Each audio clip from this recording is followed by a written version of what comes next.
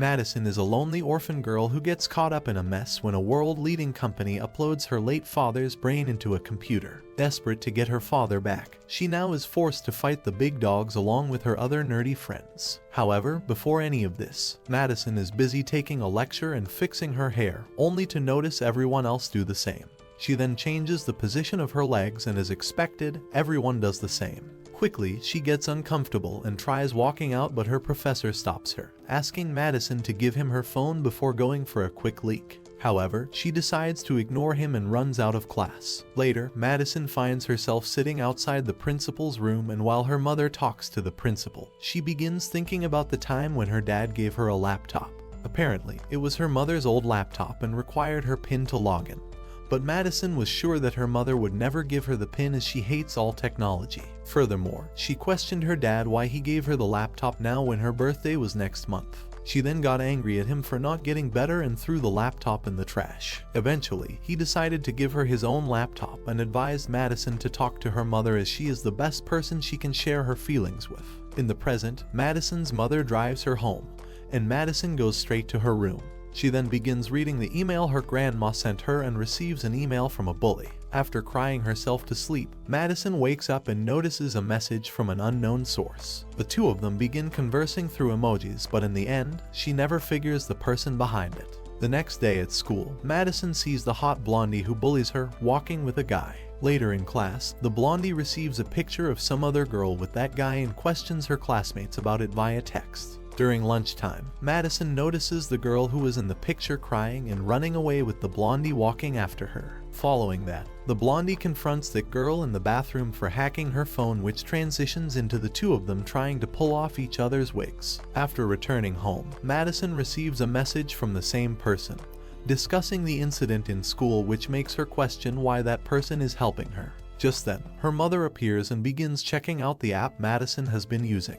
That person then sends a message, and Madison's mother realizes that it's from a poem. She quickly sprints out of the room and calls someone named Peter. Madison decides to eavesdrop and hears her mother asking Peter if he has done something with her husband.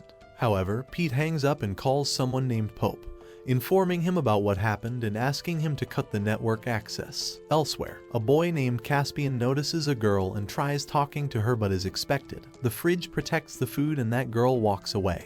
He then returns home and begins using his computer. At the same time, Madison is also busy with her computer and remembers the time when her dad told her about how there is always someone behind the scenes controlling everything. This results in her messaging Caspian, asking for help when she doesn't even know him. Suddenly, her mother appears, and Madison confronts her for lying, but her mother reassures her that her father is not alive. Nonetheless, Madison sends Caspian the proof, and the people, keeping an eye on Caspian's computer, find out about it as well. At night, Madison's mother, Ellen, meets up with Gabe, the man she has been dating. At first, she tries breaking up with him, but that textbook nerd somehow convinces her to do otherwise. The next day, a person named Shanda meets up with some big shots and tells them about how uploading the human mind on cloud is the next big thing. On his way back, Shanda accidentally sat in the wrong car and ended up getting kidnapped. Meanwhile, Caspian sits on the dinner table with his dad, Carrie, and his mother, Renee. His dad instantly begins nagging him and asks some really complicated questions, to which, surprisingly, Caspian gives the correct answer. Following that, his dad crashes out and throws all the food, causing Caspian to return to his room. But as soon as he returns, Renee and Carrie stop acting as if they were fighting, and she sees Carrie off, making sure to shout after he leaves, making Caspian think his parents are on bad terms. The next morning, Madison goes to school and once again receives messages from an unknown source, but gets interrupted by her teacher. She then goes outside to converse with that person in peace, but the blondie appears and begins blaming Madison for hacking her phone. Luckily, Ellen witnesses all of this and sits that blondie down, ultimately saving her daughter. Elsewhere, Peter is freaking out due to them being hit by a massive DDoS attack and informs Pope about it. When Madison was born, Peter hung out with her and told her father, David, about the company he works for named Logarithms and that he wanted him to join them as well. Back in the present, Madison argues with Ellen, saying that David must be back, which reminds Ellen of when she visited an event with David and Peter along with the time when he got sick. Following that, Peter suggested scanning David's mind, but Ellen was against the whole idea of putting David's brain in a machine. Eventually, David passed away and Peter told Ellen that they only had a little data of his brain, but she thinks that he must have lied. She believes that the message Madison got is most likely due to some twisted test the people at Logarithms are doing. Madison confronts Ellen for not believing in this situation, but she replies that she had to get over David as she had a daughter depending on her. This causes Madison to cry, making Ellen hug her and promise to make those people pay. Elsewhere, Caspian is hanging out on his own when the girl from earlier appears and sits next to him. Ultimately, they decide to study together at Caspian's place the next day. Later, Madison texts Caspian, asking if he exposed the stuff about David she talked about. However, he refused, asking Madison if she was the one behind the DDoS attack that took down Logarithms for 20 seconds. Suddenly, Madison received a message from that other unknown user, asking her to stop talking to Caspian and wanting to meet up with her at the Lone Pine Mall. On the other hand, Pope is on a call with Renee, who informs him about the behavioral pattern of her child, Caspian. Just then, some employees arrive and inform Pope about Caspian researching AI and making contact with Madison. Pope then informs Renee about it, and the employees suggest terminating the project that includes Caspian. But Pope reminds them that Stephen Hallstrom was his best friend, and this is his baby that Pope promised to crack the integrity of in order to achieve full upload. He then asks Carrie and Renee to stick to the plan.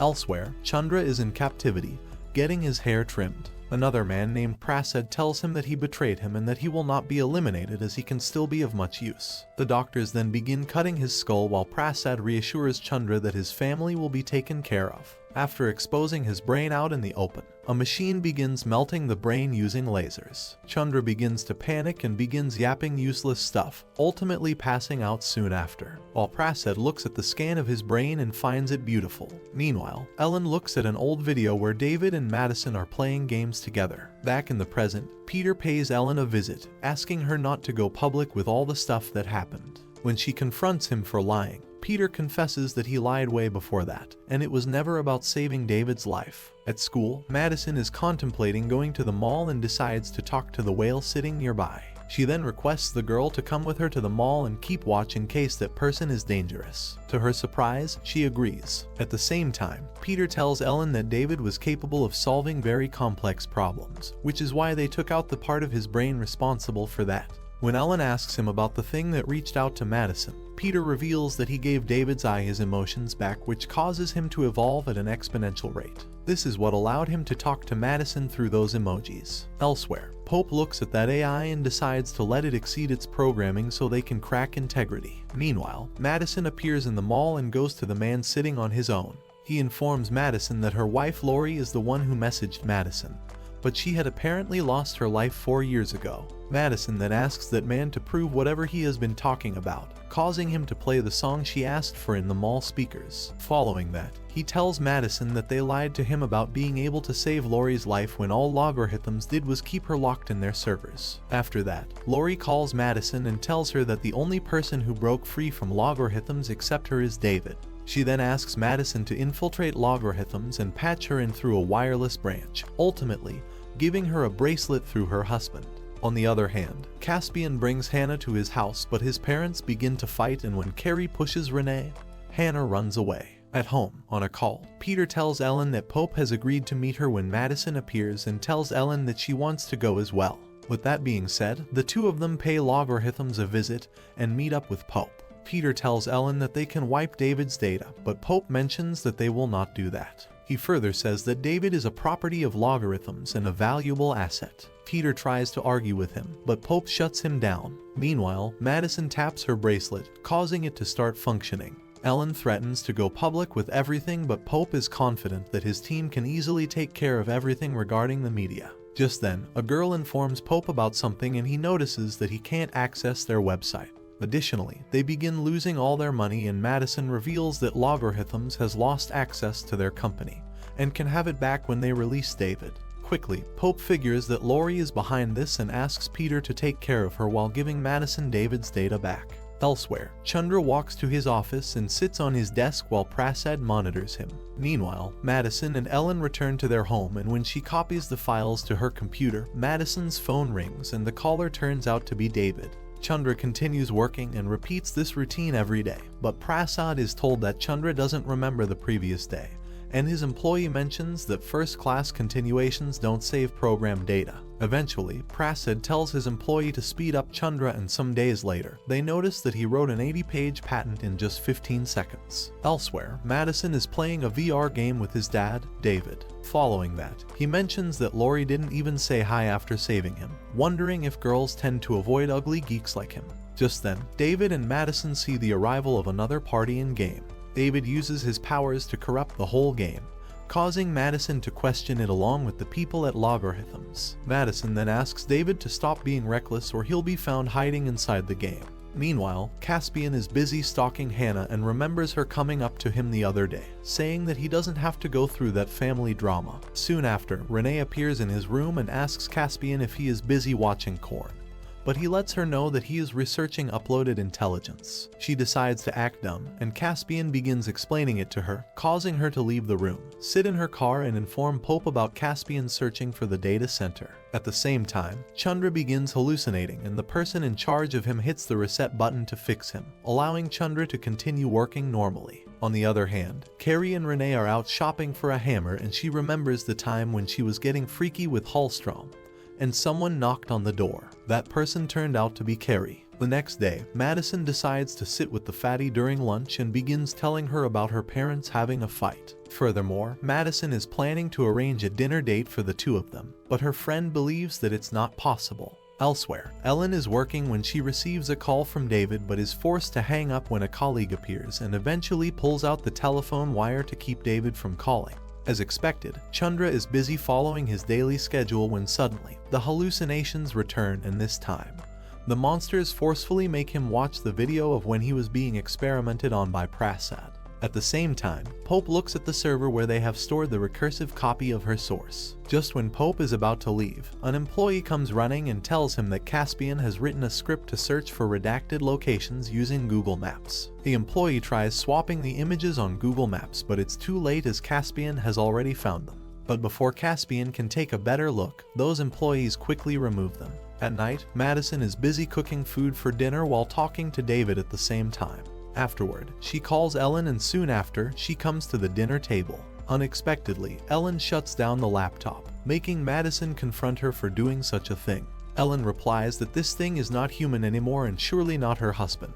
This causes Madison to yell at Ellen for wanting to bang Gabe, but Ellen lets her know that she needs to talk to her. Madison insists on letting David hear the conversation, but Ellen refuses and walks away. Later that night, Ellen pays Gabe a visit, and just when they are about to kiss, his smartwatch begins playing a song and David's picture appears everywhere. Gabe pressures Ellen to tell him about what is going on, but she refuses and walks out. After returning home, Ellen goes to Madison's room and begins playing the game where David resides. After meeting up with David, Ellen tells him that she can't do things like this and reminds him how she moved on after mourning him for so long.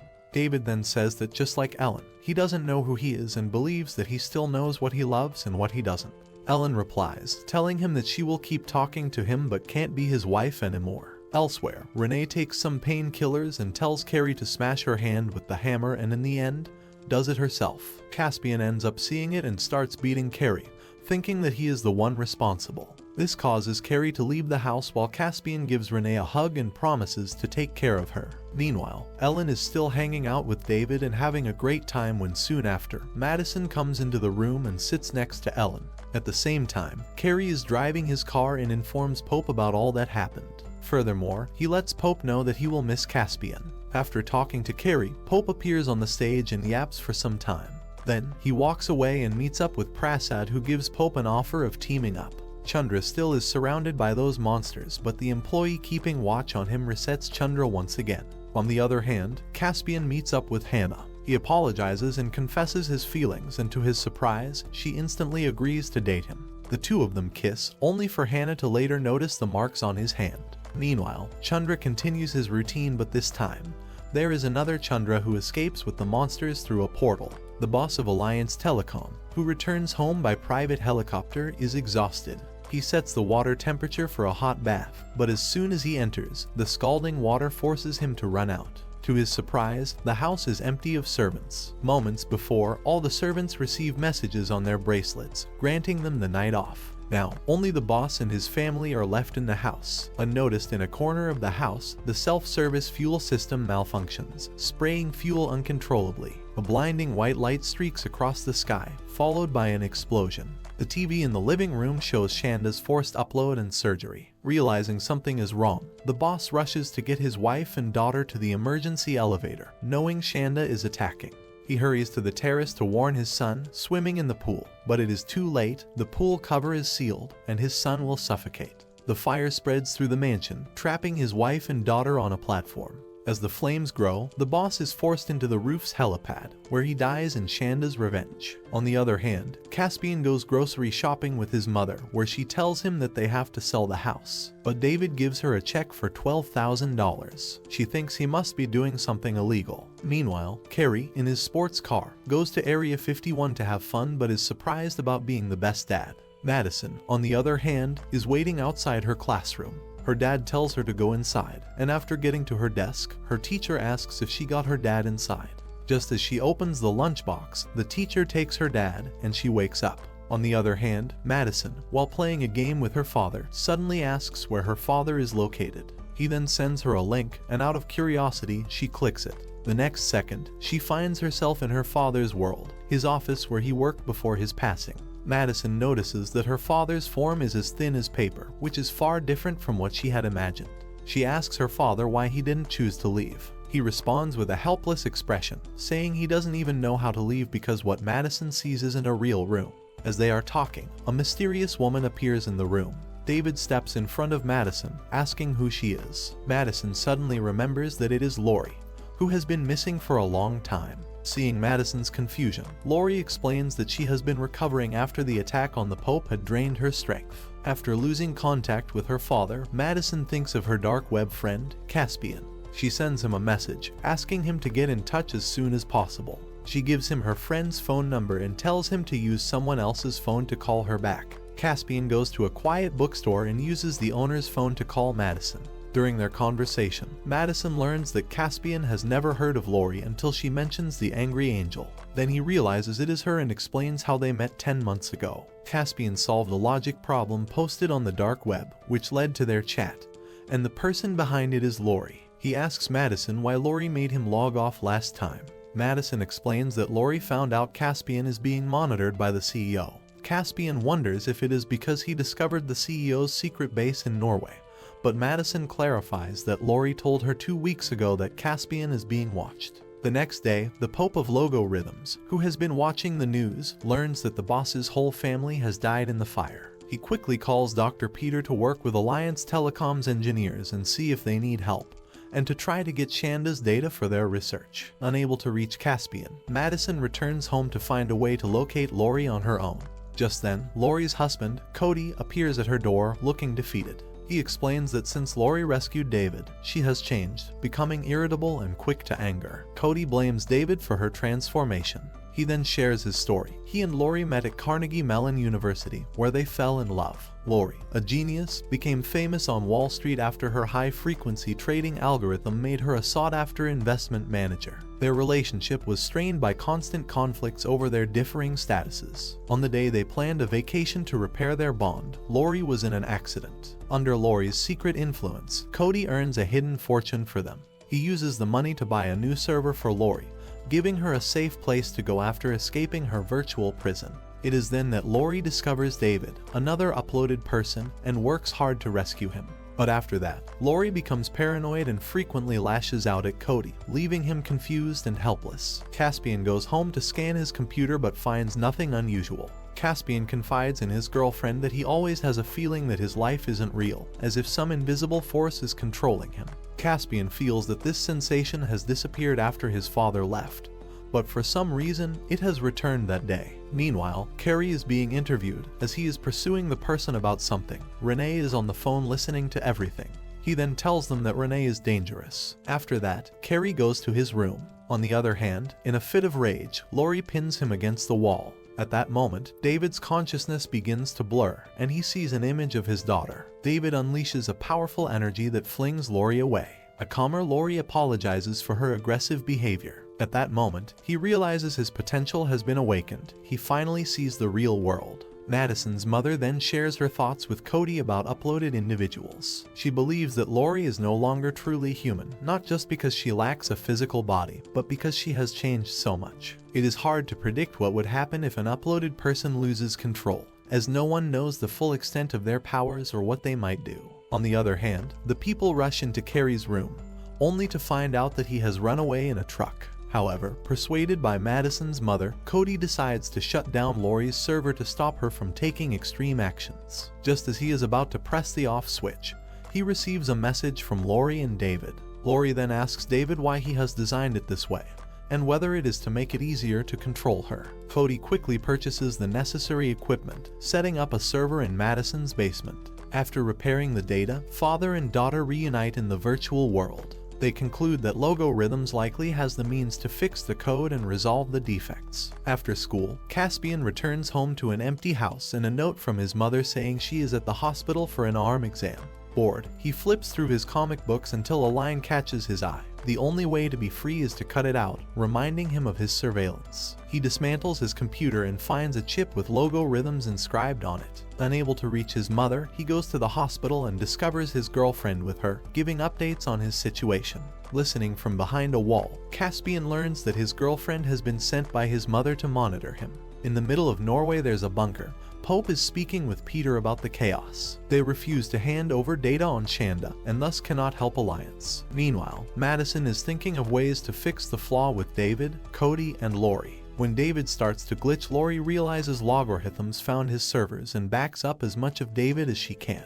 Ellen comforts her daughter as Cody enters her room to reveal the servers are being turned off, and Lori reveals Logorhythms bought the company. On the other hand, Ansi receives a call from Carl about Carrie. Meanwhile, Carrie hides in a gas station and he steals a man's car and drives off. Meanwhile, Caspian finds Hannah. He tells Hannah he has a surprise for her and they get in his car. Caspian asks who Hannah really is and what her job is. When Hannah refuses to tell the truth, he locks her in his car and drives wildly through traffic. In panic, Hannah reveals that she was an actress who was hired by a company to act as his girlfriend for a social experiment, and was paid a hefty amount of money. Hannah says she took the job because of her mother's cancer treatment, which she cannot afford, and if she reveals anything to him they will take her money back. Caspian promises to keep her confession secret if she helps him out. On the other hand, Caspian and Renee are having a conversation. Renee's phone rings and she goes out. Furthermore, in the supermarket parking lot, Renee calls Hannah as Caspian listens into their conversation. Meanwhile, everyone waits as Lori reboots David. David is revived and does not remember the last 24 hours. Cody suggests they get a data center like Lori, but Madison insists that they set it up at the house. Cody says they will need special equipment and Madison demands he buy it as he has the money. Over the next few days everything is set up. They log into the server and discuss how Logorhythms found them. They concluded that they are using a tracking system to find them. On the other hand, Caspian is at school and he gets a notification. He runs to the bathroom to check it out and finds through his spy cam that his mother is speaking to someone on the phone about his father. Caspian is shocked when she says she broke her own arm when Carrie hesitated. Furthermore, Caspian arrives home and his mother reveals she has planned a trip. Caspian says he has plans with Hannah, but his mother suggests she can join them in a day. Caspian agrees to the trip and decides to reschedule with Hannah. Meanwhile, David finds Pope and they hack his phone. They drain Pope's phone and Pope returns his phone to recharge. Once it is charging, they find it close to a laptop and David uses the phone's vibration to get into the computer. David uses ultrasonic tones in the air to type on the keyboard and gets Lori access. They then sort through the files and in their search they discover Shanda. Furthermore, Ansi says they are being hacked, but Pope tells them to let it happen as he contacts Peter. Peter says they found David's server in Sacramento and has Peter send a team to delete David. On the other hand, Caspian and Renee talk about camping. During the conversation, his mother says she packed his bag. Caspian is annoyed that she did this and insists he needs his snacks. They stop for gas and Caspian finds a gun as he is getting money for snacks. His mother needs to fill up the tank, so she leaves the keys in the ignition while Caspian hops into the driver's seat and drives off. Meanwhile, Ellen and Cody talk about the discovery of Shanda and she becomes unsure if this means there are more UIs. Ellen thinks of what this technology can bring in the future when Madison enters to reveal David and Lori got all the files. On the other hand, Caspian arrives home to find Carrie. Carrie apologizes while Caspian demands answers. Carrie reveals that Caspian's entire life is a lie and tells him that he worked for Hallstrom, and Hallstrom figured out how to upload mines but could not fix the flaw before dying of cancer, although he had a backup plan in case he died before curing the flaw. Carrie says that Caspian is a clone of Hallstrom and they raised him with the same experiences in order to crack integrity. Carrie says it was an honor to raise him as Caspian exits the house in shock. Renee arrives. Upon seeing her, Carrie says he told Caspian the truth. Renee pleads for them to stop and shoots Carrie in the side. Caspian helps Carrie in the car and gets in the driver's seat before driving off. In a state of shock, Renee drops the gun and shouts Stephen as they leave. Meanwhile, Lori and David learn that the flaw is naturally occurring and no cure currently exists. They believe that Caspian might be the only person who could cure the flaw, and David insists that Caspian is their last hope to be cured. The situation around the world changed. A large man woke up in a beautiful palace. He put on his robe and sat down at a computer, typing away as if he were playing music on a piano. At that very moment, members of the Saudi royal family were shopping for weapons, accompanied by the U.S. Secretary of Defense. They were especially interested in a drone called the Reaper. Just when they were about to finalize the deal and leave, something unexpected happened. The drone in the sky was suddenly hacked. The person behind this was the large man we mentioned earlier. With control over the drone, he ordered it to fire a missile at the Saudi royal family. The Saudis, not knowing what was really happening, thought that this was an intentional attack by the United States. This misunderstanding led to the downfall of the new alliance between the US and Saudi Arabia.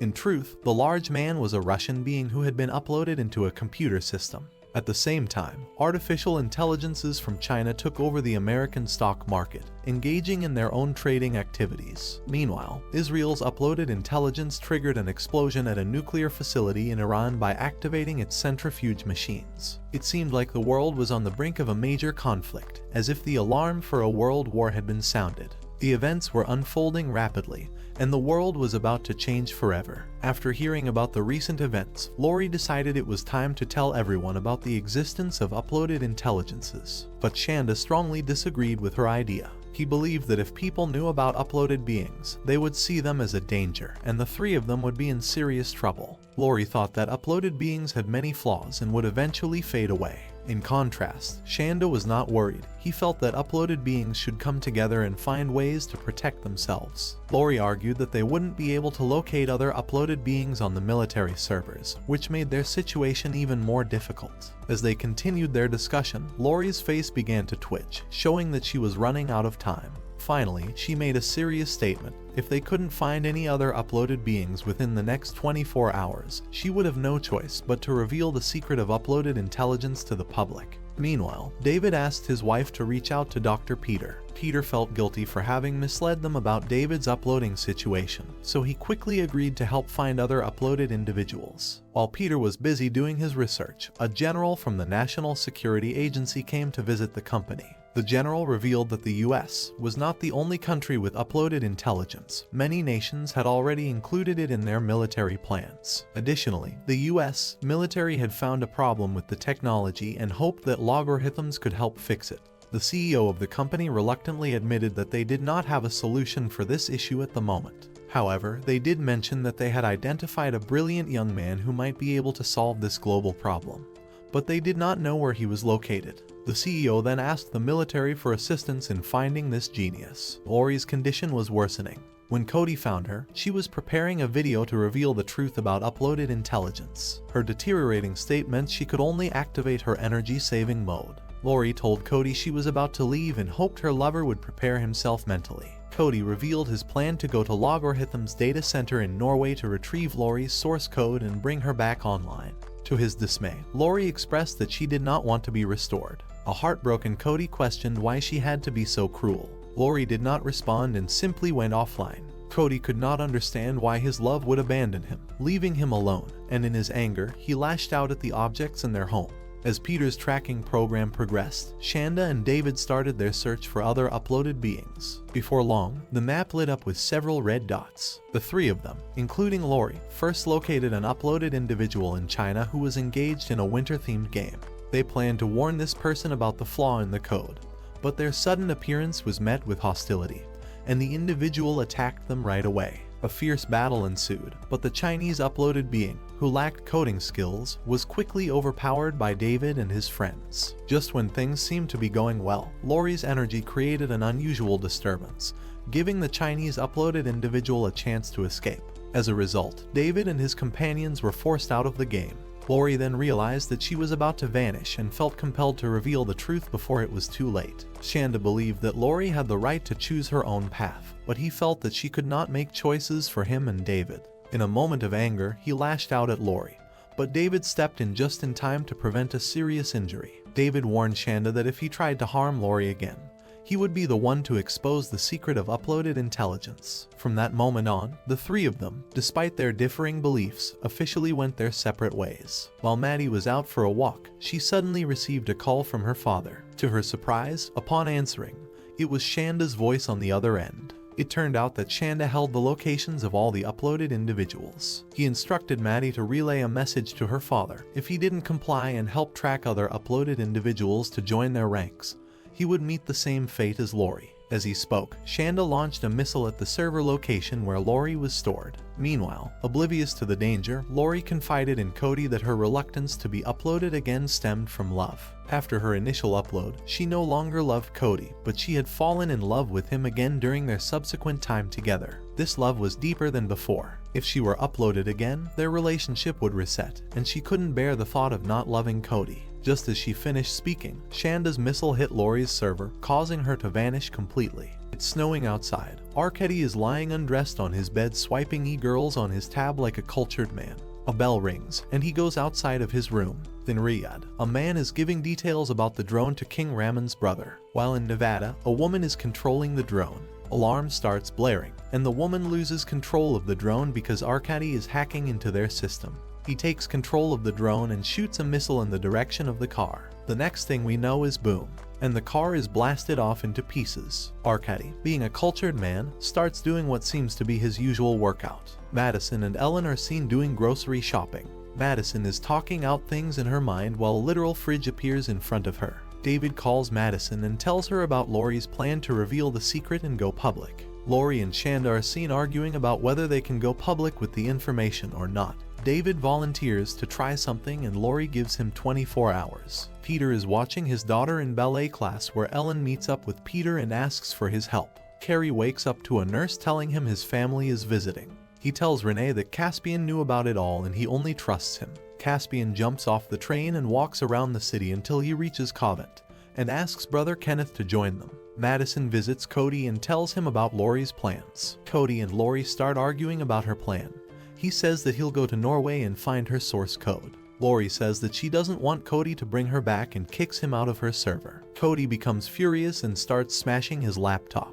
Peter finishes downloading a copy of the tracking program when Pope calls him to a conference room. Peter is introduced to Admiral Kurtz and Dr. Stephen Gold. They discuss the flaw they found in the uploading process. Pope and Peter act surprised by the knowledge and lie that their research on the topic ended after encountering the flaw. Caspian is seen teaching a math class. During his lecture, he thinks of an equation and starts writing an algorithm. He comes across some kind of revelation. He catches one of the students recording him and deletes the video. Brother Kenneth joins Caspian for lunch. He tries to get Caspian to open up. He tells Caspian that most of the Christians at the convent believe their destiny is predetermined, but that they also have free will and can possibly alter their fate if they choose so. Peter visits Ellen's house and hands over the data. Alan invites him in to speak with David, but David declines. Lori returns and Shanda arrives. David reveals he invited them both to give him a speed advantage. Shanda rebuilds the program, and they realize the Chinese UIs are attacking logarithms. Madison and Ellen tell Peter about the attack, and he agrees not to tell his company. David, Lori, and Shanda reach the Chinese UIs. The three confront the Chinese UIs and try to talk with them, but they attack. In the Allen's basement, Madison notices something is wrong as the server is overheating. Peter gets a call about the spike but brushes it and tells them to ignore it. David, Lori, and Shanda try to warn the Chinese UIs about the flaw, but they ignore them. David and his allies restrain the three and show them the evidence. Lori glitches and the Chinese UIs break free. David, Lori, and Shanda escape and Shanda criticizes Lori. She says she is close to the end and decides to go public and warn the public. Shanda attacks and David defends her. David threatens to send out the message if Shanda destroys Lori, and Shanda leaves. At Alan's house, Cody arrives after Madison invites him over and he puts on her gear, as he destroyed his, and logs onto Lori's server. Madison leaves and Cody speaks with Lori. Lori stops recording when she sees Cody and he apologizes. Cody says he is going to get her source code, but Lori reveals that if he succeeds, that version of her will have no memory of him. Cody insists he would still love her, but Lori said she did not love Cody at the time. Cody says he just wanted to spend more time with Lori, as she said he resented her for her career taking off. He denies this, but she reveals that after learning that he could love her without touching her, and the devotion he had to free her, made her fall back in love with him, and she does not want to go back to who she was then, and said she is only able to go public because of the support he gave her. As Madison walks, she gets a call from Shanda. Shanda reveals he sees Lori and David as threats and says her father will suffer the same fate as Lori if he interferes with his plans. Madison runs back home, but Shanda reveals she will never make it in time and launches a missile at the cargo ship, blasting Lori's server just as she finishes her recording.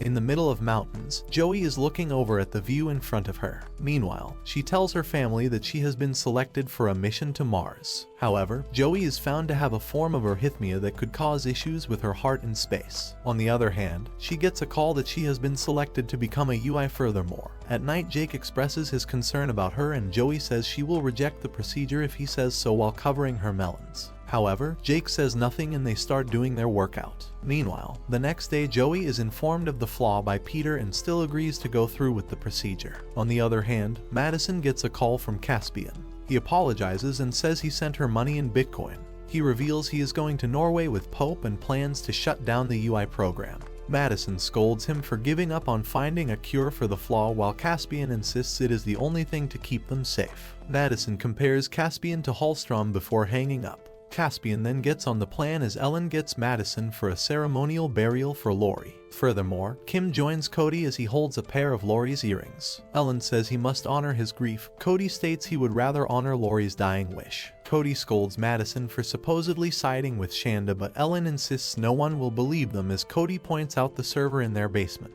When Madison points out that her father wants to remain secret, Cody mocks her. Then he and Ellen get in a fight and Ellen knees him in the sausage. Elsewhere, Shanda hacks into a nuclear submarine. He locates the Chinese UIs and talks with the group after saving them from scouts. Shanda reveals the admins know they are in the game. Ping and Fu believe Shanda about the flaw, but Zhang is still skeptical. Shanda offers to help them if they let him seal nuclear codes. Meanwhile, Caspian is taken to a site by Pope, and when Ansi describes the storage of the facility, Caspian predicts it will take half a month to wipe the servers and walks off, leaving Ansi stunned. Elsewhere, Cody gathered a small crowd outside of Logarithm's headquarters and is being interviewed.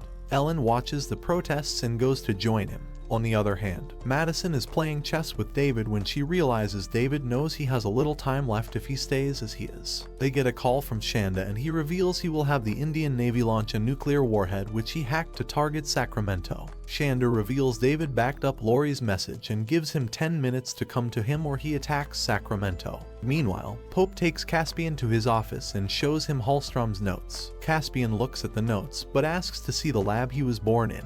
On the other hand, David reveals he snuck into Lori's server and says she wrote a hack to broadcast her message on every device on the planet, and he copied it too as he agrees with her. David insists that Madison's safety is his primary priority, and he must give in to Shanda's demands. However, Madison believes if he does not fight, Shanda will try something like this again.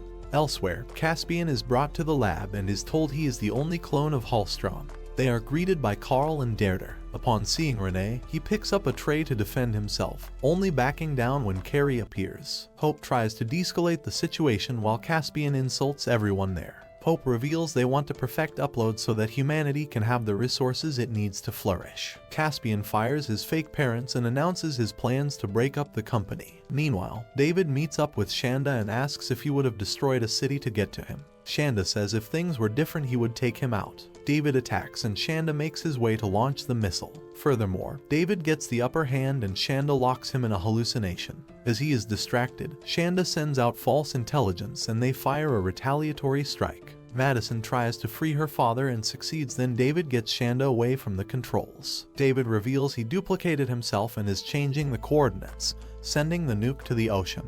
The Chinese UIs gang up on David while Madison encourages him to send Lori's message. He does so when Madison watches her father die as the message is broadcast. On the other hand, the world watches Lori's message. The message plays in and more protesters join Cody. When David is gone, Madison removes her VR headset and rests her forehead on the server. Additionally, dozens of people have joined the protests. Peter watches the news coverage from his office and then exits. Outside, Ellen grabs a microphone and reveals what she knows and who at logarithms knows. Peter emerges from the building and Ellen hands him a megaphone as he confirms what is being said is true. On the other hand, Caspian mocks Pope by saying the public hates his goals. He reveals Hallstrom wanted one UI to rule over the others. Pope tells Caspian to select a potential UI, and by selecting David, Caspian calls Madison. He tells Madison to put him through to her father, but she reveals her father is dead. Caspian tells him David is gone, but Pope reveals they kept a backup and returns to Hallstrom's office. Meanwhile, Madison buries her father's neural grid. Ellen arrives, and upon seeing Madison in tears, she comforts her daughter. As mother and daughter embrace, their neighbors come over to their house as it is the only house in the neighborhood with power. In Madison's town, a strict curfew ban networks and electricity from 5 p.m. till 5 a.m. Feeling rebellious, she climbed a signal tower like a monkey to install a transmitter and restore her phone's connection. From the tower's peak, she witnessed something extraordinary. Glowing spheres rose from every house, connecting to form a complex electrical network. David had been uploaded by Logarithms and sacrificed himself previously. Seeing him brought tears to Madison's eyes. Next, Lori, who had also been uploaded by her company, appeared briefly. Before fading, she left behind a video exposing the truth about uploaded intelligence. Another apparition materialized: Shanda, who had worked with David and Lori. He had separated from them, fearing the truth would lead to their destruction. Shanda had actually been responsible for destroying Lori's server, causing her death. As more mysterious people appeared, they insisted they weren't supernatural beings. Instead, they described themselves as dangerous individuals capable of disrupting power systems and causing chaos. These entities began manipulating electrical wires, which prompted people to quickly unplug their devices. The mysterious beings instantly vanished when disconnected from the power grid. Madison heard her friends calling from below the tower. When she looked up, everything seemed normal, like the weird vision was just her imagination. Her friends pushed her to finish setting up the transmitter, and soon everyone's phones started working. Suddenly, gunshots broke the moment. A man with a weapon approached, shooting the transmitter and warning Madison that reconnecting wasn't going to happen. He made it clear they wouldn't let these strange entities return. Her friends explained that Madison had connected to a local internet network, not the government's controlled system. They just wanted to help people stay connected. The man didn't believe them. He had been watching Madison and knew she had moved a server to her home. He also knew her father, David, worked for a tech company. Even though the government had cut power, their home generator was still running. The man warned Madison to give up on fixing the network, then left. Back home, Madison was shocked to find two men in suits in her living room.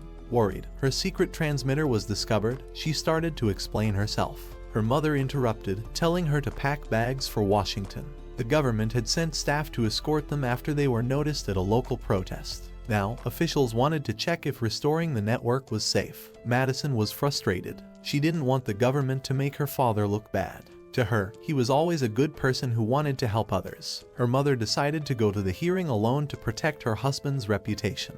Before leaving, Madison told her mother she had connected her phone to the network. After saying goodbye, Madison decided to keep working on the network to help the town stay connected. Meanwhile, at Logarithm's secret base in Norway, Caspian and the company executives were struggling to fix issues with restoring consciousness. The board was filled with complicated algorithms and theories that the executives thought were impossible. The meeting ended in frustration. In his office, Caspian used special glasses to summon the digital brain of Steven, Logarithm's founder, for help. Steven reminded him to consult the original technology developers, one of whom was David. Caspian then accessed David's backup brain data, but the copy he found was just an emotionless version focused on coding. Caspian immediately consulted Dr. Peter, the senior engineer at Logarithms. Peter explained that the version of David Caspian had accessed was a basic, emotionless copy, unable to recall memories unless triggered. Peter warned Caspian that the psychological effects could be severe. Caspian, knowing time was running out, feared that if the government lifted the network restrictions, other countries would speed up their uploaded human projects, creating a dangerous virtual world that could threaten the real one. Meanwhile, security apprehended a woman who had snuck into the restricted area, Renee, a former Logo Rhythms employee. She had once acted as Caspian's mother, guiding his development to mirror that of the company's founder, Steven, and ensuring the legacy of solving the uploaded consciousness issues. Renee demanded a private meeting with the CEO, hoping to return to the company after dedicating 20 years to Caspian's project. The CEO agreed to consider it, but Renee was frustrated and gave him 24 hours, threatening to expose Caspian as Steven's clone if her demands weren't met. Meanwhile, at the office, Caspian finds David playing solitaire. However, Peter told Caspian that this version of David doesn't know who he is yet. Caspian asked him about how he fixed the problem 2 years ago, and he wants him to solve it that way. Madison, who was having some casual time with her friends, was lost in her own thoughts, as they talked about how they can do anything in the UI without getting old or anything. On the other hand, Caspian showed David some memories, but he threw the device at the wall, demanding to get him to his family as he regained his memories. Frustrated, Caspian tells Peter to delete this copy and reboot. At the Washington hearing, Madison's mother defended her husband against accusations about human consciousness uploading.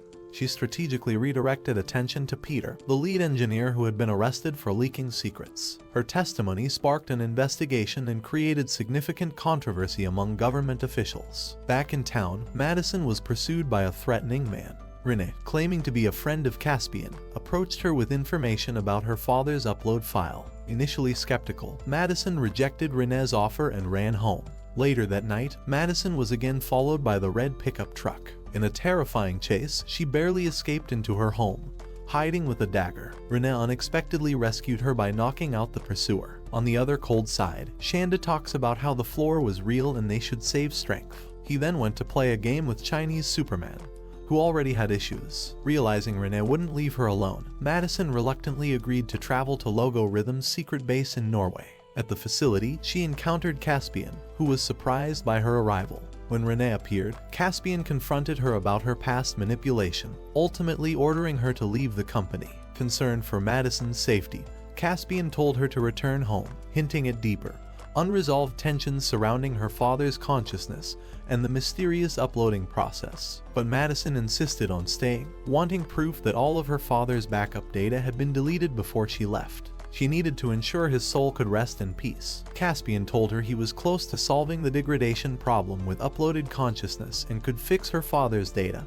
giving him eternal life. Madison didn't understand why Caspian was so desperate to bring her father back. Caspian said it was his responsibility to fix the system's integrity and create a god for the virtual world. Once networks were restored, other uploaded beings would return online and could destroy the human world before they were erased. Only uploaded beings could stop other uploads. Meanwhile, while Madison and Caspian argued, the CEO secretly led Renee into the company's cryo storage. There, they found a complete brain of a man named Steven, implying that Caspian wasn't the only clone option the CEO had.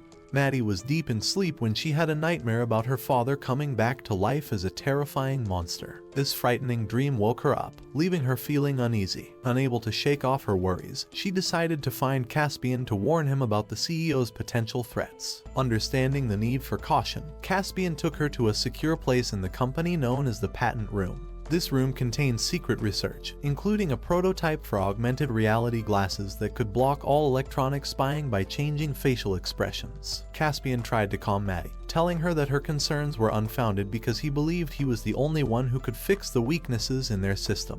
He thought David would be the perfect choice to become an uploaded deity to help with this task. Maddie, however, was not convinced by Caspian's confidence. She urged him to focus on creating other uploaded beings instead of putting her father in danger again, as she couldn't stand the thought of losing him a second time. She reminded him that other countries like Russia, China, and even the NSA had their own uploaded individuals. Caspian brought up an astronaut named Joey, who was uploaded by the NSA, but he quickly dismissed the idea of trusting her, insisting that he only had faith in David's character. Maddie continued to encourage him to rethink his position, but Caspian was firm, stressing that it was urgent to fix their system before the world's networks were restored. Meanwhile, in Washington, D.C., a government official who had previously attacked Maddie's mother, was on the news calling the uploading crisis a scam. He accused her of fabricating stories to frighten the public. Maddie's mother and a congresswoman watched in disbelief. The congresswoman explained that politics, not truth, motivated the official's stance. Suddenly, she received a call. Peter would be cooperating with the network committee's investigation, reigniting hope.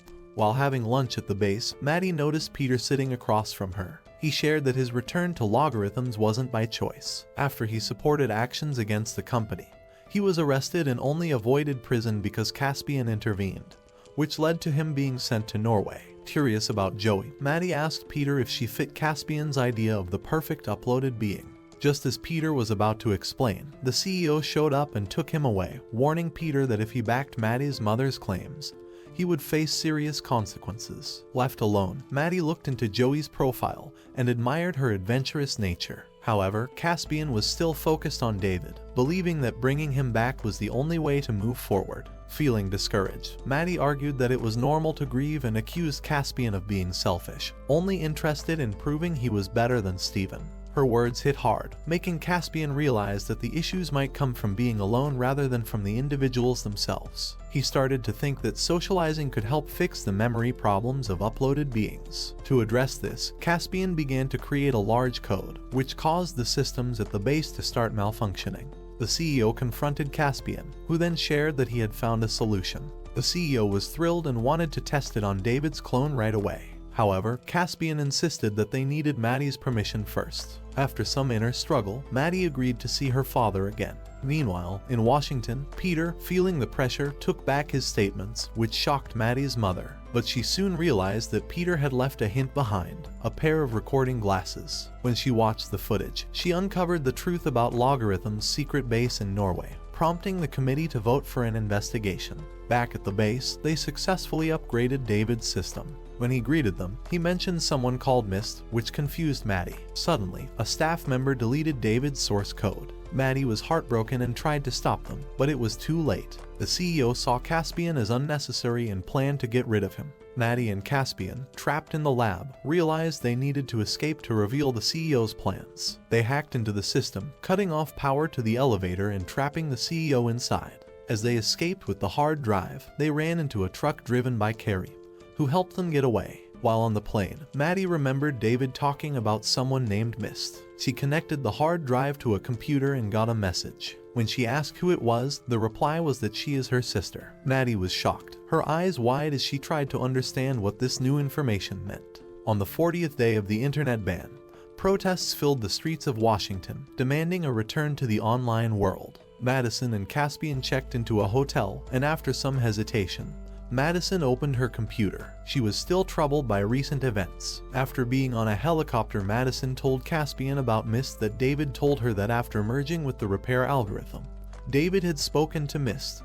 and he called Madison, calling Mist's sister. Caspian explained that the repair algorithm was dynamic, created with part of the live code from Lori and David. He compared Mist to a failed twin, born with only teeth, skin, and hair due to developmental issues. Madison wondered if it was a tumor and suggested removing it, but Caspian explained Mist was the key to fixing the defects. Caspian analyzed Mist's logic and found that she trusted Madison and wanted to help, but Madison couldn't accept her as a sister. She decided to find her mother first. When she reached her mother's hotel, she found herself looking stressed as she couldn't explain the details to the hotel guy.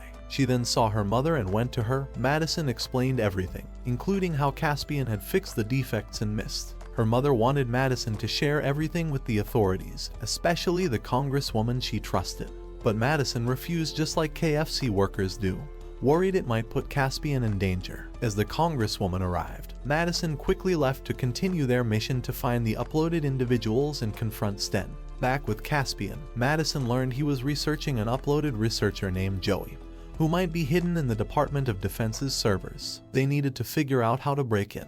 Caspian suggested finding contractors to locate a weak spot in the system, but Madison had another idea. She knew Joey had agreed to the upload with the condition that her family could access her consciousness. They went to Joey's home, where her husband was initially hostile, but when Caspian mentioned Joey's defects and a way to fix them, the husband let them in. Joey's sister, who had sacrificed her own life to care for Joey's children, was skeptical. She wondered if they really could help Joey or were just experimenting. Madison understood her pain and guessed that Joey's sister hoped to see her again in the virtual world. Moved by this, Joey's sister agreed to let them contact Joey. Meanwhile, Renee, having narrowly escaped, boarded a cruise ship to Germany as if she just committed a big fraud. She bought a car with the best processor she could find and connected Steven's consciousness to it. Steven took control and set the car's course for an Air Force base, hoping to access the military network with satellite relays. Meanwhile, Madison's mother told the congresswoman that Peter had developed a tracking program that could locate uploaded individuals. The NSA had a program to dismantle uploaded intelligence, and if Peter helped, they would clear his charges. After thinking it over, Peter agreed to cooperate. Renee's car arrived at the base, and as it neared the checkpoint, it suddenly sped through, forcing soldiers to open fire. They stopped the car but found it empty. Renee had already left, and Steven, controlling the car, infiltrated the base. He accessed the military network and uploaded himself into a cloud-based virtual world, a dark, silent place. There, he found Shanda and 3 other uploads hiding in an ice chamber. One upload was barely conscious due to defects. Steven, now perfect, declared himself the ruler of the uploads and urged unity against humanity, claiming they would soon be hunted. One upload, loyal to her country, fought Steven but was easily defeated. Shanda and the others were stunned by Steven's power. Meanwhile, Caspian, using VR goggles, contacted astronaut Joey via an encrypted channel. Before Caspian could speak, Joey confronted him about revealing her defects to her family. She had learned from NASA that he had a way to fix them. Caspian explained that was the reason for his visit, but she would need to supervise the other uploads in return. Tired of her life as an upload, Joey attacked, ejecting Caspian from the virtual world and forcing him offline. Feeling hopeless, Caspian urged Madison to leave, but she wanted to try again. As they argued, Joey's husband entered the virtual world, wearing VR goggles. He hugged her tightly, upset she hadn't told him the truth. Joey explained that she had already volunteered her brain for the upload and felt guilty being separated from her family. She didn't want to burden them with the news that she would soon be gone forever. Unable to accept losing his wife completely, Joey's husband returned to the real world, holding Caspian at gunpoint, demanding he fix Joey. Meanwhile, Steven, having just defeated an upload, extracted part of their code and created 2 beams of green light. He forced Shanda and his companion to absorb the beams, causing them to convulse in agony. Shanda grew horns and a tail, while his companion sprouted wings and became muscular, transforming into grotesque, monstrous beings. Steven proudly declared he could rewrite the algorithm and was now looking for more uploads to join him. Once he had enough, he would become the god of the UI world. With no choice, Caspian plugged in the repair algorithm and returned to Joey's virtual world. Afterwards, Madison enters the virtual world. Joey asks her about why she wants to delete her and hate her. With Mist's help, they successfully fixed her, making her even stronger. While she couldn't guarantee she would become the deity Caspian hoped for, she promised to take on her responsibility. In the real world, NASA and Peter developed software called the Big Booty Safe Surf, which was available for free to households. The more people used it, the more effective the tracking system against uploads became. It would eliminate sentient code and provide network security. Washington was one of the first areas to trial the open network system. On the other hand, the fatty casually attacked Ukraine, angry over its use of too much quantum energy. But the Safe Surf program quickly traced their actions. Though the Russian military noticed it, it was too late. Waves of antivirus codes overwhelmed their systems, toppling the seemingly unbeatable UIs. Watching from NASA, executives cheered as they received updates that Safe Surf's AI enhanced hyperparameter optimization, exceeding expectations. Peter, confused, asked what hyperparameters were, and the team smugly explained how their AI addition outsmarted the enemy UIs. The public celebrated, relieved that online safety was finally restored. Meanwhile, Madison had grown used to her sister Mist's presence, even giving her a makeshift body from an old rice cooker with mechanical legs. As Madison and Caspian traveled, they discussed Steven's growing power. They feared he would upload humanity into his virtual world to control everything. To stop him, they needed a stronger ally. Steven, on the other hand, was building a grand virtual kingdom, dreaming of a universe he could rule. Back in the real world, Madison and Caspian searched for a UI who could challenge Steven. They sought Olivia, an MI6 doctor turned UI who believed uploads and humans were one society destined to coexist. This aligned with Caspian's vision. Caspian reached out to Olivia via an encrypted link, inviting her to a meeting to fix flaws in uploaded consciousness. Olivia agreed, knowing her survival depended on solving these issues. Caspian shared his repair process with her and explained his goal of helping only those who truly deserved it. Olivia then revealed a more urgent case, Karami, an Iranian UI and her lover. She shared her memories, recalling their 2019 debate about UIs. Karami saw UIs as threats needing strict control, while Olivia believed they were an extension of humanity. Though their arguments were heated, MI6 later uploaded Olivia, and her perspective shifted. She met Karami again in the cloud, and their connection deepened, blossoming into love. But Karami began to suffer from severe flaws, collapsing frequently. One day, he disappeared. Steven had approached Karami, promising to fix him and grant immortality if he joined his cause. Shanda discovered that Caspian's repair method had been leaked to the intelligence black market, alerting 6 nations. Alarmed, she tried to warn Steven, but a companion confessed to the leak, hoping to use the method to rival Caspian. Shanda begged him not to betray Steven, but he refused, determined to complete the method for his own gain. Meanwhile, Caspian learned of Olivia's struggles and summoned Mist to heal her. Olivia hesitated, wanting to save Mist's power for Karami. When Madison asked how to find him, Olivia revealed a small bell that could summon Karami. Nervously, she rang it, and Karami appeared. Overwhelmed, Olivia hugged him.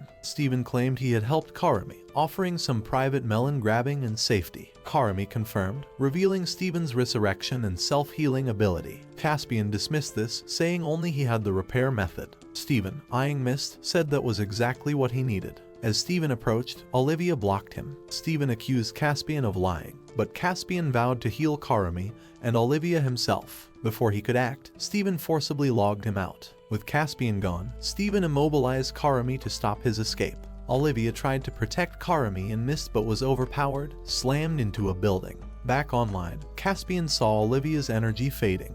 He ordered Mist to heal her. Revived, Olivia attacked Steven with renewed strength. Their fight caught the attention of the Safe Surf program, triggering deletion codes that threatened to erase everything. Caspian worked to free Karami as Olivia spotted the danger. Abandoning the fight, she shielded Karami, ready to sacrifice herself. With tears in her eyes, Olivia silently said goodbye before drawing the deletion codes toward herself. She was surrounded and erased, leaving Karami devastated as she vanished. The deletion codes turned on Steven, forcing him to flee. In the chaos, Caspian freed Karami. When Steven lunged for Mist, Caspian and his group logged out just as the deletion codes caught Steven, cutting part of his hand.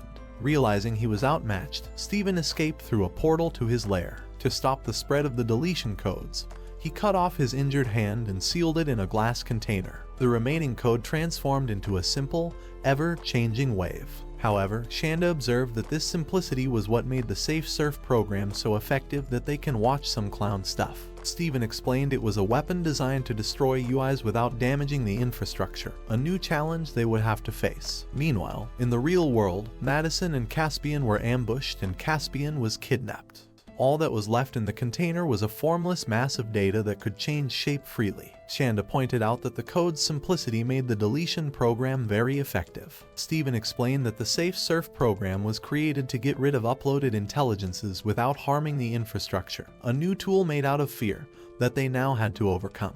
In the real world, Maddie and Caspian were getting ready to leave when 2 men got out of a car and kidnapped Caspian without saying a word. Maddie quickly called a taxi and asked Mist to use facial recognition to find Caspian. However, Mist couldn't find any facial information. She asked Maddie to remember any unique features of the kidnappers. Maddie recalled that one had a messy beard and wore a hat. Mist searched hard, scanning over 200 black cars nearby, but they found nothing. Just when Maddie was starting to feel hopeless, Mist detected a photo that caught her eye. The driver was one of the kidnappers. However, oddly enough, the man didn't show up in any government or criminal records, not even on social media. This reminded Maddie that Olivia had told them Caspian's identity was leaked, and intelligence agencies from 6 different cyber nations were looking for him to get his method for fixing the problem. Maddie remembered reading on the dark web about people who erased all evidence of their online presence. These people, called Mossad ghosts, were almost impossible to track down. The scene then moved to Mossad's headquarters. Caspian woke up in a dark interrogation room with a camera above him and a pair of VR glasses on the table. Curious, he put the glasses on and saw the image of an Israeli agent, a UI representing Israeli intelligence. The agent explained that they needed Caspian's method to fix the flaw. In exchange, they promised to protect him and give him access to advanced technology. Caspian shared his vision of creating a just, benevolent godlike entity to protect humanity from tyranny. He asked the agent to confront his core memories, but the agent had erased much of his past. However, when Caspian extracted a childhood memory of revealing a forbidden relationship between his brother and an Arab girl, the agent faced his true pain, the loss of his brother's love and family ties. Meanwhile, Maddie sought Karami's help. Since Olivia's death, Karami had been despondent. Maddie reminded him that Olivia's sacrifice was for a better future and convinced him to assist. Karami revealed that Caspian was likely held at a Mossad base in Cyprus. Elsewhere, Renee followed Steven's instructions to recruit more people for uploading. Steven instructed her to find a progeria-stricken boy. She promised the boy a new life in the virtual world, and he agreed. Steven, meanwhile, planned a deadly virus to force humanity into uploading. Discovering Shanda's companion had leaked the repair algorithm's existence, Steven set a trap, using quantum energy to attract the Safe Surf program. He immobilized Shanda's companion, leaving him to be erased while escaping. Witnessing this, Shanda realized Steven's obsession with power had made him dangerous. Shanda reached out to Maddie's mom, warning her that Steven was planning to unleash a plague to force people into uploading. Meanwhile, in Cyprus, Maddie and Miss sent out drones to distract the guards while they hacked into the base's systems. They found Caspian and managed to rescue him. As the sun was setting, Maddie and Caspian stood together, thinking about the changes that were coming. Caspian expressed that he had hoped the Israeli agent could take on Steven, but his unstable feelings made him a poor choice. Maddie pointed out that Karami's broken heart also made him unable to help. Caspian murmured there's no one else. If they can't stop Steven, then he'll have to become God himself. Under Steven's direction, Renee used a fake ID to sneak into a famous vaccine company. While there, she secretly injected Steven's virus into the vaccine production line. Peter rushed to CDC to warn them that Steven's mind had been uploaded into a computer after his brain was frozen, and that he was now using a virus to force people to upload their consciousness too. But the CDC didn't believe him since he couldn't give enough details, like which vaccine was infected, so they refused to act. Frustrated, Peter called Madison's mother to explain. She told him that Madison and Caspian had contacted her, asking to meet. Peter quickly went to meet them. There, Madison introduced her sister, Mist, to her mother and Peter, and asked them to help convince Caspian to drop his idea of uploading himself. Peter told them that Steven was even crazier than Caspian and showed them a document Shanda had sent. After hearing about Steven's evil plan, Caspian became more determined to upload. Everyone agreed with him, except Madison, who called him crazier. Her mother tells them that they invited someone over. Just then Shanda enters the room, telling them he's just a copy who came to deliver a message. After hearing Chand and Steven's conversation, Caspian realized he corrupted the vaccines. Once Peter and Madison's mother left, Madison approached Caspian, urging him to rethink. He didn't understand why she was suddenly against it. Their argument grew intense, and under pressure, Madison finally confessed that she loved him, calling him a fool. Madison explained that her father had chosen to upload himself because of his terminal illness, but now they had other options. Just then, Mist offered to defeat Steven. Caspian stayed quiet, so Madison decided to send Mist on the dangerous journey to the data center in Norway, knowing any mistake could lead to failure. Mist hacked into Steven's server through a backdoor Shanda had left. Turning into a sword, she crept up behind Steven and declared her intention to stop him. Steven asked why, claiming it was polite to explain accusations. Mist revealed his plan to release a virus and wipe out humanity. Steven defended himself, saying he couldn't destroy humanity if he intended to build a world for UI, claiming humanity's destructive ways led to inevitable genocide. He believed the Safe Surf program would end uploads, and his plan, though tragic, was for the greater good, saving the world from human-caused disasters. Mist didn't respond and left. Madison and Caspian rushed to ask about the meeting. Mist admitted it had been odd. Steven had offered to negotiate instead of fighting, arguing that antivirus programs were more dangerous than his virus. She didn't attack, believing Steven had some valid points, so she decided to return and discuss things further. Madison was furious, accusing Mist of being fooled by Steven, who was just a program with their father's memories and should have been erased long ago. Hurt by Madison's words, Mist left, and the electric cooker she used as her form broke down. Renee installed thermal GPS trackers in each vaccine container, making sure that when the last batch was boxed and loaded onto trucks, the vaccine would soon hit the market, pushing more people to upload out of fear. Steven's grand vision was nearly complete. Karami was imagining the memories with Olivia until she came to him, saying she escaped death. Just as he went to touch her hand, it turned out Shanda jumped at him. They escaped through the backdoor program, meeting with an Israeli agent. He urged them to help stop Steven's plot, saying humans and uploads needed to unite for the future. Together, they confronted Steven, but he quickly overpowered them. Karami tried to trap him with a rope. The Israeli agent unleashed a green energy blast, and Shanda drew his sword. But Steven countered, sending Shanda flying. Then, controlling the mountain, Steven crushed them with a rock slide. Shanda, badly hurt, tried to get up, but Steven finished him off, severing his head. Meanwhile, Madison and Caspian raced against time to stop him, arriving in Norway to get the vaccine tracking data and stop the virus before it could spread. Caspian believed he and Steven shared similar neural patterns, giving him an advantage to sense Steven's thoughts and defeat him. The night before the upload, Madison and Caspian had a long conversation, knowing this could be their final moments together. Madison, holding Caspian's face, looked into his eyes. Their hardships had made them feel like family, and though Madison dreamed of a peaceful future with him, that seemed impossible now. They shared a passionate kiss and a quiet 2-minute yoga session before parting. Karami and the Israeli agent were on the floor completely bruised up. They shared some emotional moments and talked about their loved ones. After that, their hands connected with some energy. The next morning, Madison was woken by her mother's call. She and Peter had arrived at the data center. Madison and Caspian quickly dressed and went to the upload lab. Madison shaved Caspian's head, preparing him for the procedure. Once everything was set up, Caspian lay down on the surgical chair and confessed his love to Madison one last time before the operation. The surgery was successful, and Caspian was uploaded into Steven's server for the final battle between the clone Caspian and digital Steven. However, Steven's digital form was far too powerful, and Caspian was quickly overpowered. At the last moment, Madison calls on Mist for help. Together, they helped Caspian infiltrate Steven's system. Their struggle triggered the attention of the cleanup programs, and with no way out, Caspian seized control of Steven, trapping him in place. In the end, both were eliminated by the security system, perishing together. Before dying, Caspian sent Madison the vaccine data and a command to raise the temperature in the cooler, destroying all 49 vaccine batches and preventing them from reaching the market, saving humanity. 20 years later, Caspian found himself in a snowy landscape, unsure of who he was or where he was. Just then, Mist appeared behind him, giving him a coffee. Caspian asked her about Madison. Caspian then asked if it was Mist. She told him that he wouldn't recognize her. After she uncovered her hoodie, she revealed her true self. Caspian can't wait to perform some yoga moves with her. Mist transferred Caspian to an offline server, first separating his code from Steven's system and then painstakingly removing the antivirus programs bit by bit. This task was so cumbersome that, even after 20 years, remnants of the program still lingered within Caspian, threatening to invade his core whenever he moved too fast. Caspian didn't understand why they didn't wait until all the safe surf programs inside him were cleared before awakening him.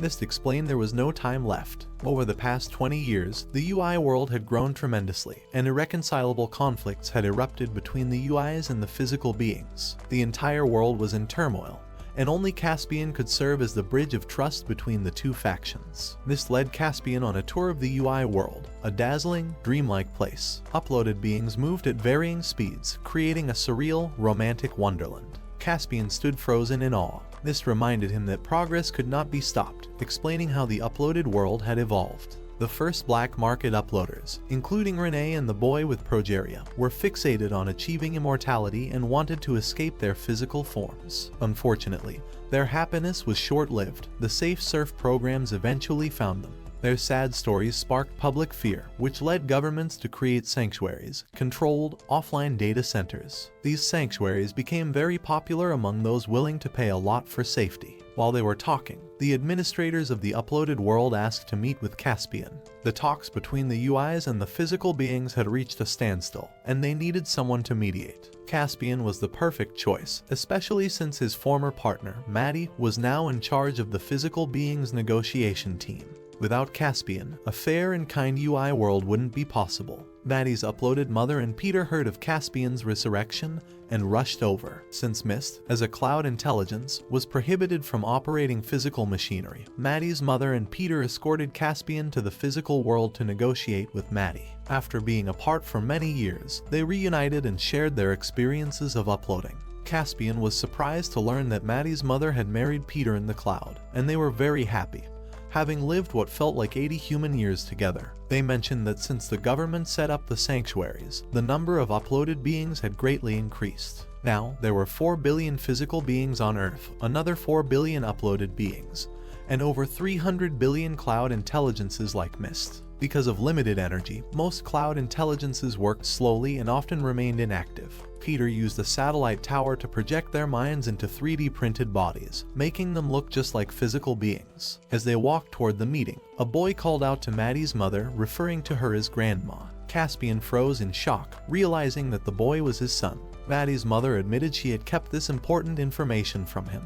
Before Caspian could fully understand it, Maddie appeared, staring at him in disbelief, thinking it was all just a dream. Caspian shared the story of his return, explaining that Mist had spent 20 years getting rid of the harmful programs and had woken him up that morning. Feeling overwhelmed with emotions, Maddie took Caspian to a quiet hallway and hugged him tightly. She then told him that soon after he sacrificed himself with Steven, she found out she was going to have a baby. Even though it was tough, she chose to be a mother with help from her mom and Mist. With the bitcoins Caspian had left behind, Maddie built a factory to create 3D printed bodies. This helped connect the physical world with the uploaded beings, allowing cloud beings to visit their families and letting physical people experience life in the cloud. However, peace was in danger because a follower of Steven, who had just been released from prison, was leading a group of extremists. They started secret terrorist attacks that destroyed data centers and wiped out hundreds of millions of cloud consciousness. These attacks increased tensions, bringing both worlds close to war.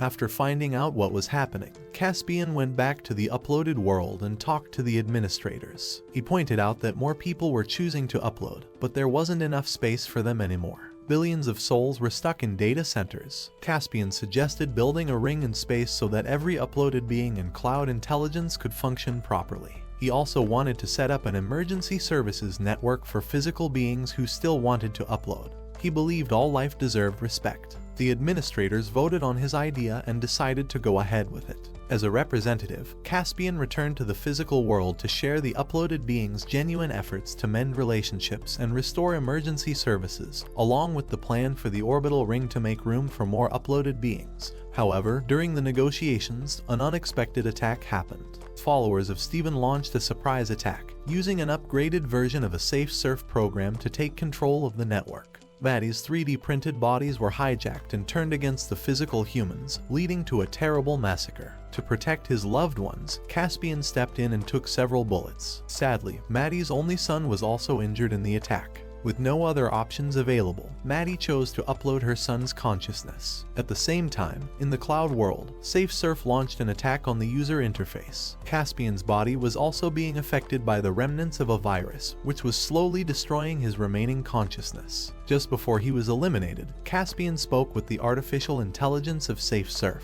It revealed that the program wanted a place in this world but had been rejected everywhere. Caspian advised it to leave Earth and find a new place to grow. To stop always being used for others' purposes, it needed to look for new opportunities to escape its instinctual limitations. Before he passed away, Caspian reassured Maddie, telling her not to be sad because they would meet again in over 100,000 years. The repeated losses and heartaches led Maddie to a deep realization. She created a new world, broke apart the solar system, and rebuilt the shattered universe, becoming a powerful being through her experiences. Maddie built an enormous Dyson sphere computer that could collect energy from stars and hold the largest data center in the star system. She mapped and stored the DNA of every human, both physical and uploaded, and these simple codes contain the survival memories of all humanity, tracing back to the moment Earth was formed.